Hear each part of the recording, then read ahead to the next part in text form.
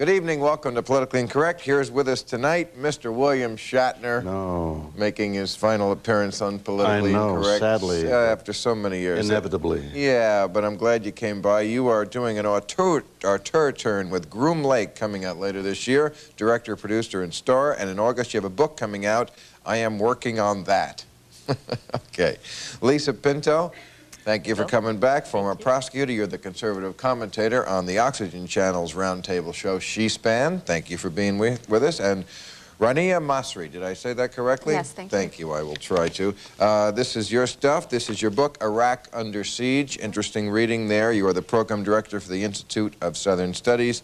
And Al Franken, our most requested guest year after year on this show. And this is your new one, Al. It's called Oh, the Things I Know. I love this subtitle. A Guide to Success or Failing That, Happiness.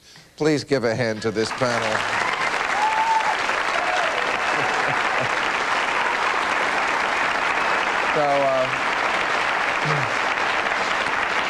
Okay, so let's start with a little politics because I know President Bush has a heavy burden on his shoulders these days because they are pressuring him to declare whether he is going to come out for a Palestinian state and a timetable on that. I know that's an issue that is very close to your heart. I bet you everybody here thinks there should be a Palestinian state. Even I do, and I know you think that I'm the big enemy. No. I just want to keep it real about Palestine, and I am for a Palestinian state of some kind.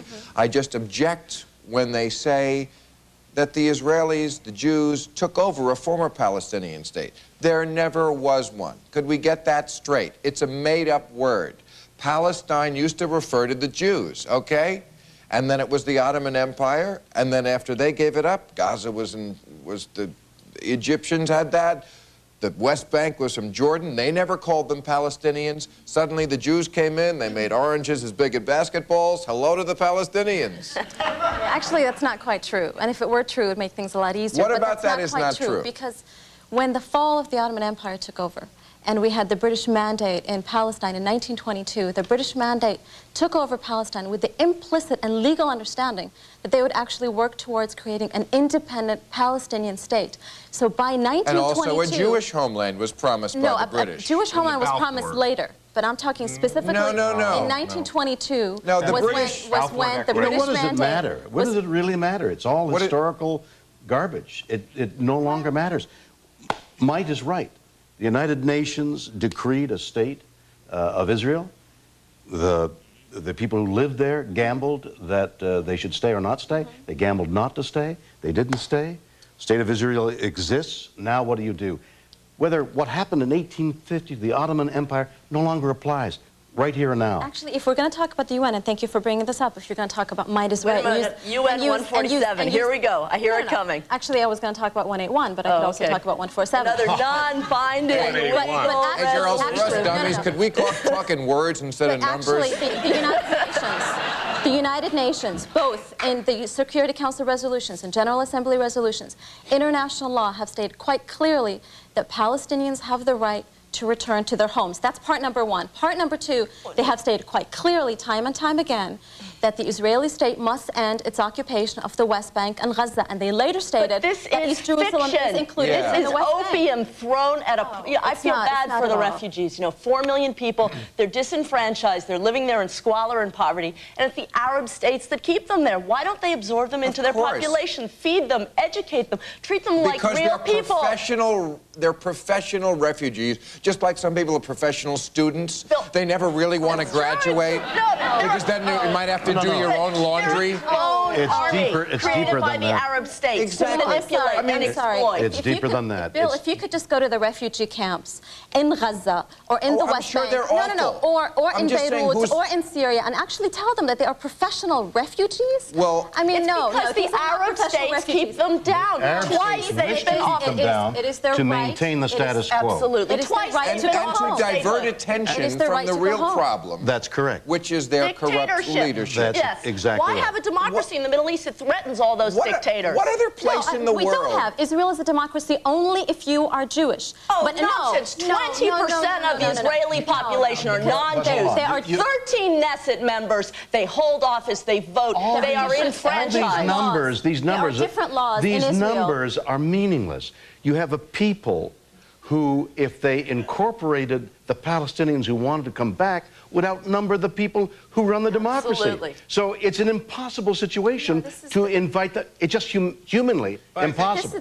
Everybody sort of agrees, though, that we do want to have a Palestinian state, and it's just really how to get there. Peacefully. And part of how to get there, I think, is you were talking about the moderate Arab states, such as Saudi Arabia, who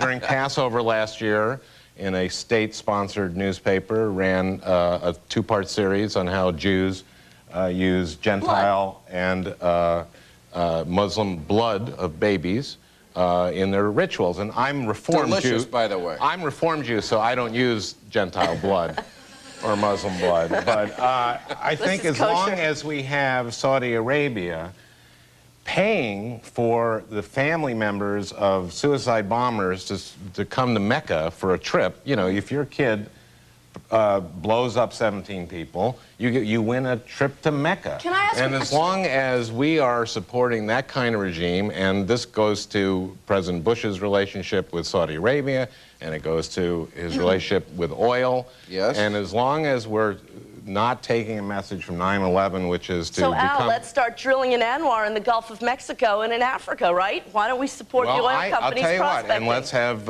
increased cap, and let's have, excuse me. Sir, go ahead. Yeah, I agree. We should, I think we should be energy self-sufficient, and I would trade drilling in the Anwar for increased CAFE standards and for investment in renewable, and I part think of the Bush energy plan, if I can just interrupt for a minute. Except, no, but part of it, but not the good part. Let's get back to Palestine. Right. Because, you wanted to say something too, I think, Well, to I address. think we get carried away with this idea of democracy. And I have to say, the South African apartheid system utilized the same excuse. We have a democracy. We don't care about them. There are different laws in Israel, and this is proven. This is not opium. And I would challenge you to go and read those laws themselves. You have different laws.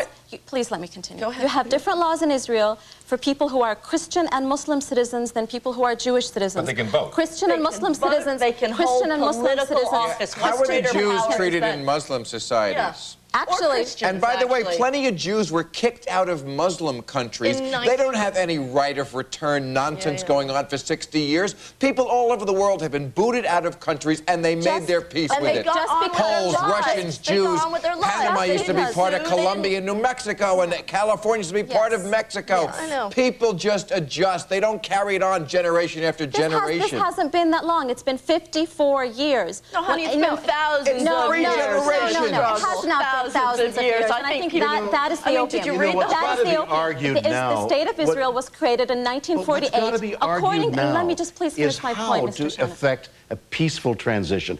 To quote the history is nonsense. It's hot air. If you want to talk about how to I make disagree very with that. I clearly. really do. Because you cannot build the present unless you know the past. It does matter what happened in the past. Excuse me, it does. It matters that they are saying that this is occupied territory. If it really isn't occupied territory, you're going to build a new state on a lie. We can build a new state, but not on the lie that there ever was a Palestinian people or a Palestine state. Rania, Israelis want a Palestinian state, but under peaceful terms. Some Israelis now it's my do not. turn, honey. Some Israelis There have been two offers of Palestinian statehood. One in 1947. I mean, let's keep it civil here. In 1947, right? They offered the United Nations offered the partition plan, live side by side. What happened? The Arab countries attacked Israel. Again in 2000, Bill Clinton rammed a peace plan down Barack's throat. What happened? 2000 into